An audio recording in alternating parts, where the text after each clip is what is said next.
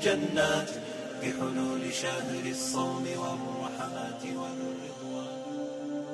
اگر توکل تمہیں نصیب ہو جائے. حضرت رابعہ بصریہ کہ ہاں مہمان آئے تو خادمہ نے کہا مہمان آئے ہیں تو ان کے لیے کیا کیا جائے. کہا انہیں کھانا کھلاؤ. تو کہا کہ صرف ایک روٹی پڑی ہوئی ہے تو مہمان 4-5 ہے, کم از کم 8-10 روٹیاں چاہیے. تو فرمایا اچھا اس روٹی کو اللہ کی راہ میں خیرات کر دو. تو خیرات کر دیا گیا. تھوڑی دیر کے بعد دروازے پہ دستک ہوئی. من الباب, دروازے پہ کون ہے؟ کہا فلاں کا فرستادہ غلام ہوں, میرے آقا نے آپ کے لیے کھانا بھیجا. خادمہ نے کھانا وصول کیا اور کپڑا اٹھایا, گنا تو 4 روٹیاں تھیں.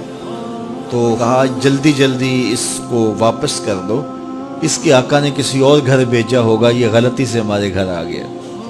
کھانا واپس کر دیا. پھر دروازے پہ دستک ہوئی. پوچھا من دق الباب, دروازہ کس نے کھٹکھٹایا؟ کہا فلاں کا فرستادہ غلام ہوں. خادمہ نے کھانا وصول کیا. حضرت رابعہ نے کپڑا اٹھایا تو گنا تو 6 روٹیاں تھیں.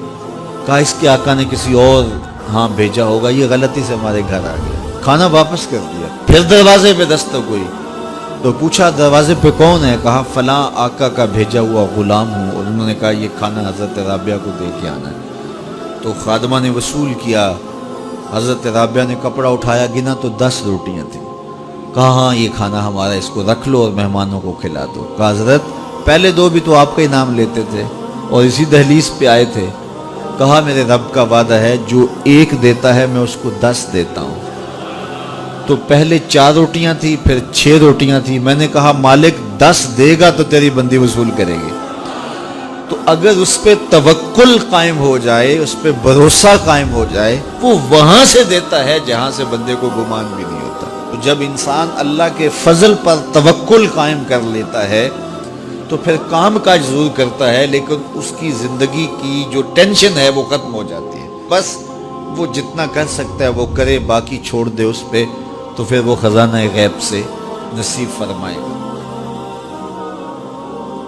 النفس الكريمة تبتغي الجنات بحلول شهر الصوم والرحمات والرضوان. روح تلألئ في السماء تجلل الرحمن وتعظم المولى القدير وتعبد المنان. وتحفز النفس الكريمة تبتغي الجنات بحلول شهر الصوم والرحمات والرضوان.